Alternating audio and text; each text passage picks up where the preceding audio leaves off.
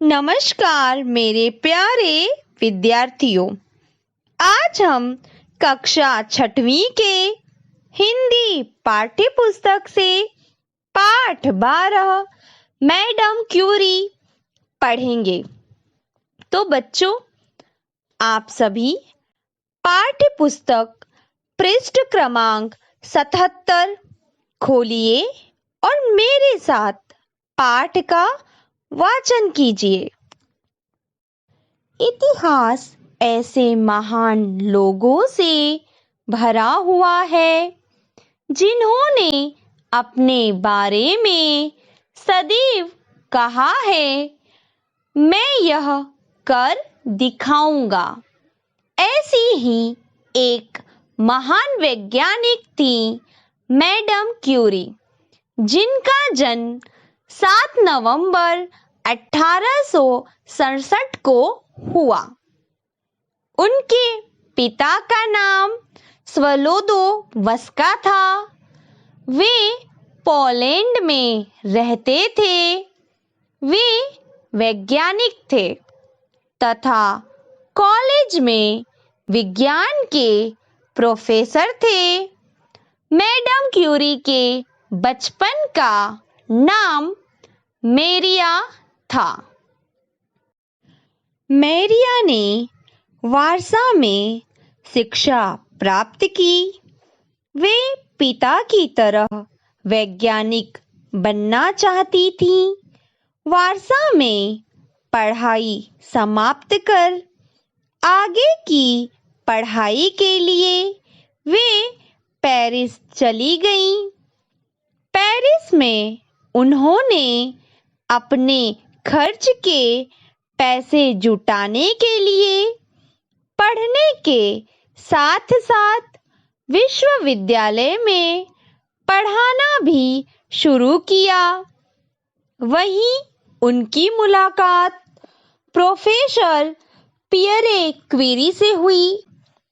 Pierre Curie वैज्ञानिक कार्य के प्रति पूर्णतया समर्पित वैज्ञानिक थे। पियरे क्यूरी से विवाह के पश्चात मैरिया मैडम क्यूरी के नाम से प्रसिद्ध हुई। पति पत्नी दोनों की रुचि विज्ञान में थी, इसलिए वे दोनों नए नए प्रयोग करते रहते थे। वे ऐसे पदार्थ की खोज करना चाहते थे जो अंधेरे में भी अपनी किरणें बिखेरता हो। भूल जाओ, मैडम क्यूरी को बड़े बड़े वैज्ञानिकों ने सलाह दी। उनके अनुसार रेडियम जैसा तत्व हो ही नहीं सकता था, लेकिन मैडम क्यूरी ने उनसे कहा, मुझे खुद पर भरोसा है।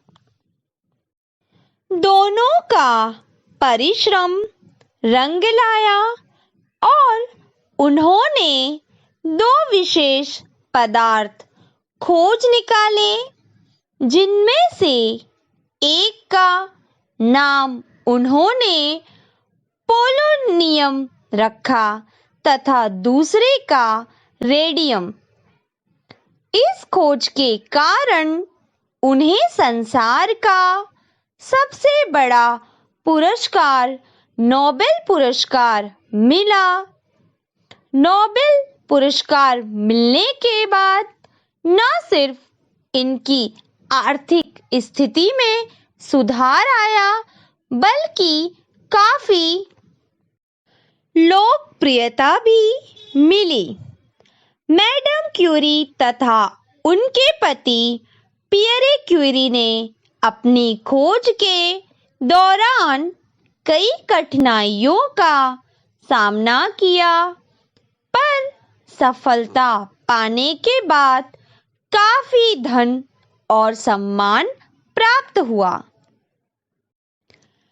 प्रसिद्धि के कुछ अंधेरे पहलू भी होते हैं। रेडियो सक्रिय पदार्थों से मुक्त हुई किरणें बहुत तीक्ष्ण होती हैं। इनसे जीवित कोशिकाओं के नष्ट होने का खतरा रहता है।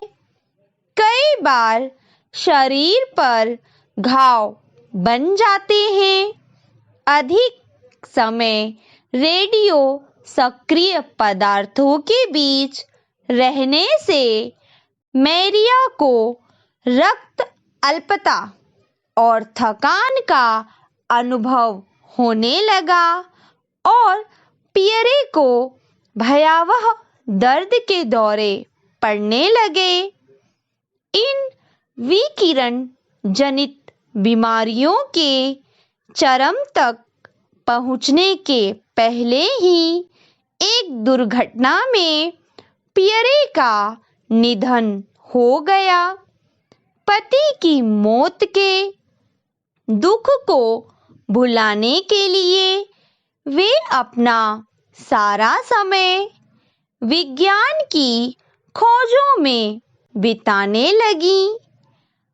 पेरिस के विश्वविद्यालय में उन्हें अपने पति के स्थान पर प्रोफेसर की नौकरी मिल गई। रसायन विज्ञान की अन्य खोजों पर उन्हें फिर से नोबेल पुरस्कार मिला।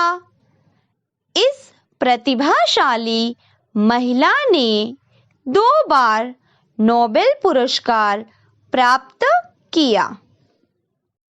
यदि अपने काम के प्रति लग्न हो तो मनुष्य के लिए कुछ भी असंभव नहीं होता।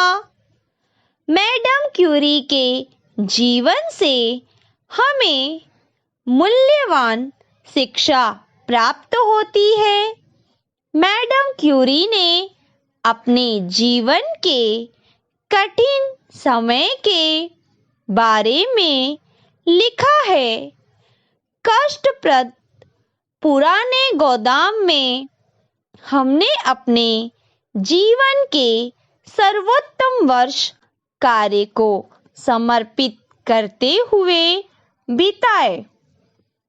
कभी-कभी मुझे अपनी लंबाई जितनी बड़ी लोहे की छड़ से उबलते हुए पदार्थ को मिलाने में पूरा दिन व्यतीत करना पड़ता था।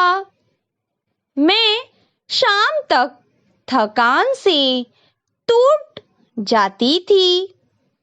इसके विपरीत काम तब बहुत सूक्ष्म और गंभीर हो जाता जब रेडियम के क्रिस्टलीकरण पर ध्यान केंद्रित करना पड़ता था। मैं तब बहुत क्षुब्ध हो जाती थी जब इतनी मेहनत से प्राप्त किए उत्पाद को दूषित धुएं और धूल से बचा नहीं पाती थी। इसके बावजूद मैं शोध के उस अबाधित और शांत माहौल में मिले हर्ष को कभी अभिव्यक्त नहीं कर पाऊंगी। परिश्रम एक ऐसी साधना है जिसके द्वारा मनुष्य महान से महान कार्य कर सकता है।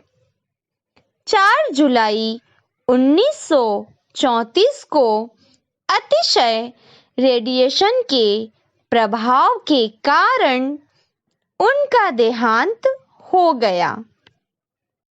तो बच्चों, आज हमने पाठ 12 मैडम क्यूरी पाठ का वाचन किया। धन्यवाद।